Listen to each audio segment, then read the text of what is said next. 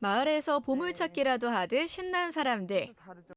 태백시 장성동에서 2년마다 열리는 국제 현대미술 전시회인 비엔날레가 열렸는데요. 지역 작가와 외부 작가가 함께 이 마을 이야기를 작품으로 풀어내고 있습니다. 그 특별한 현장을 함께 만나보시죠. 무더위가 기승을 부리던 지난 8월, 태백의 한 병원 앞 등나무에 실로 뭔가를 엮고 있는 사람이 있습니다. 그리곤 그 위에 도자기를 거는 설치 작업에 몰두하는데요. 오늘 첫 번째로 만나볼 주인공은 바로 배주현 작가입니다. 사실 이 안에서 하얀색 도자들은 전부 다 굽지 않은 도자예요. 그래서 아마 전시가 끝날 때쯤 되면 비가 오거나 어떤 바람이 세게 불거나 그랬을 때 이 도자들은 떨어져서 형태가 이래도 형태가 온전해 보여도 물에 젖으면 다시 흙 상태로 돌아가거든요. 비가 오면 다시 흙으로 돌아가는 과정을 통해 사라짐과 순환의 의미를 전하는데요. 이번 비엔날레엔 총 6명의 작가가 참여. 각자 두 곳의 마을 유휴 공간을 활용해 전시를 이어가고 있습니다. 첫눈에 반한 집이에요, 진짜로. 아마 이 집이 거의 70년 가까이 됐다고 하셨는데 그 70년 세월이 아마 이 안 곳곳에 어떤 곳은 뭐 중간에 생겨난 것도 있고 어떤 것은 뭐 처음부터 있었던 것도 있고 사라진 것도 있고 그런 층층이 쌓여 있는 것들이 이 집 안에 이미 존재하고 있고 물건이 있을 때는 사람의 살아왔던 과정이 보이는데 그 물건이 사라졌음에도 불구하고 이 집이 그 사람을 보여주는 것 같아요.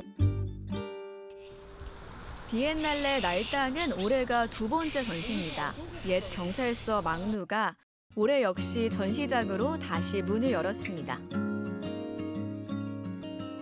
태백에서 이제 여기를 리서치하면서 그 탄광 내부 거기에 어떤 그 차갑고 정서적으로는 두렵고 어둡고 그런 것들이 가느다란 그 막장을 지탱하는 기둥이 있다는 거에 되게 포커스가 이렇게 그게 눈에 띄더라고요. 근데 제 작업도 기둥이 없으면은 이게 공간이 될 수가 없거든요. 그래서 이 공간에 왔을 때 이게 굉장히 오픈된 공간이지만 이 내부에서는 저는 막장 같다는 생각도 되게 들었거든요. 신예선 작가는 제주에서 왔습니다. 작년부터 태백을 오가며 관계를 이어왔는데요. 우리는 이런 작가들을 관계 작가라고 부르죠. 제가 이제 벌써 작년 올해 오가면서 어느덧 정서적으로 진짜 관계 인구가 돼버린 것 같아요. 그래서 여기 사람들이랑 애착도 많이 생기고 이 동네의 아름다운 곳곳이 너무 눈에 이렇게 막 각인이 됐거든요. 그래서 이 공간이 굉장히 로맨틱하고 좋게 느껴지기도 하거든요. 그래서 그 소멸 안 되고 잘 유지되고 어떤 다른 산업이 좀 이 안에 들어와서 이제 탄광은 끝났지만 또 다른 시작이 됐으면 좋겠다. 여기 제주에서 온 작가가 한 명 더 있습니다. 이다슬 작가의 파파야 작업은 러시아의 폐광 지역인 카디크찬과 연결해 진행됐습니다. 러시아의 폐광마을과 장성을 연결시켜 놓은 거고 그 다음에 정말 말도 안 되는 차가운 땅에다가 정말 말도 안 되는 뜨거운 열매를 심어놓고 열매가 열리기를 계속 이제 시도를 하는 거죠. 뭐 물도 주고 영양제도 주고 가꾸기도 하고 습도 체크도 하고 온도 체크하고 빛도 조절을 하고 하면서 이제 결국에는 12월까지 열매를 만들어 놓는 거예요. 사실 비엔날레 날당의 출발도 제주에서 비롯됐다고 하는데요. 이쯤에서 기획자의 이야기를 한번 들어볼까요?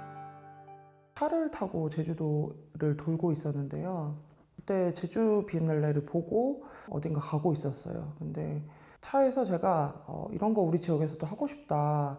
우리 마을 친구들도 이런 걸 참 보면 좋지 않을까? 뭐 이런 대화를 하게 된 게 사실 비엔날레 처음이었습니다. 장성에 사는 아이들이 하교 후 가장 먼저 찾는 곳은 바로 PC방입니다. 그런데 이곳 지하에 비엔날레 전시 공간이 문을 열었습니다. 지역 청소년들이 직접 청소하고 페인트를 칠해 전시관으로 재탄생한 건데요. 저는 여기 장성 화장성에 살고 있는 청소년들 이야기를 좀 해보고 싶었었어요. 제가 청소년들이 가장 좋아하는 곳, 청소년들이 장성에서는 뭘 하는지를 여쭤봤었는데 지금 전시를 제가 하고 있는 파리바게뜨 지하 이 건물에 PC방이 있는데 그 PC방에 아이들이 많이 간다는 얘기를 많이 들었어가지고 PC방도 한번 가보고 싶기도 하고 여기 장성 친구들은 어떤 일상을 보내는지 되게 궁금했어요. 전지 작가 역시 2021년에 2달 남짓 태백에 머물며 작업했던 관계 작가입니다. 이번엔 지역 청소년들의 시선에서 마을을 바라보고 그 얘기를 만화로 담아냈는데요. 학생들이 하장성에서 장성까지 걸어가면서 어떤 대화를 나눌 것이고 그 대화 속에 있는 어떤 감정들이 포인트가 될 것이고 그리고 그 뒤로 보여지는 장성과 하장성, 황지천의 배경들, 그 시간이 좀 잘 드러나게 풍경을 좀 묘사하고 싶은 그런 생각을 가지고 있습니다. 2023년 을지로에 사라진 상점 간판을 탁본으로 전시했던 정희우 작가는 이번이 2번째 비엔날레 전시입니다. 석탄이 어떻게 생겼는지 궁금했어요.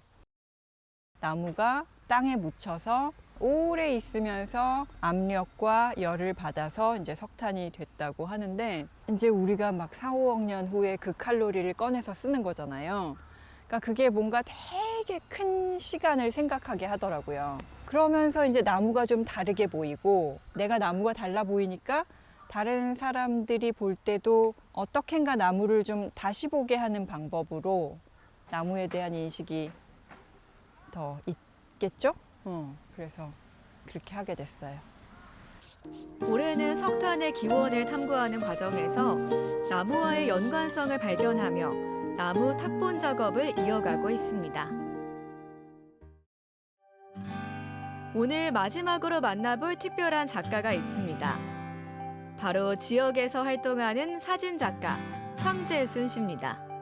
그는 지역 곳곳의 용출수를 찾아 기록하는 아카이빙 작업을 이어오고 있는데요.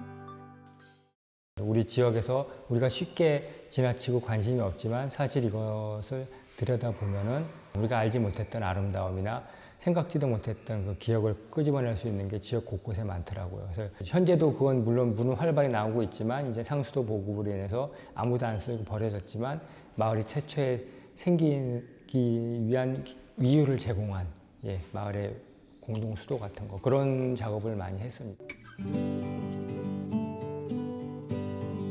특히 황 작가의 작업이 더 빛을 발하는 이유는 아마도 공간 자체가 지니는 매력이 더해지는 덕분일 겁니다. 탄광 지역 목욕탕은 예전에 듣기로는 아이들이 막 흙바닥에서 뛰놀고 있으면 그때는 공중 목욕탕 다 했기 때문에 개인 목욕이라고 꿈도 꿀 수 없는 그런 상황이었는데 아버지들만이 목욕을 하고 올 수가 있었어.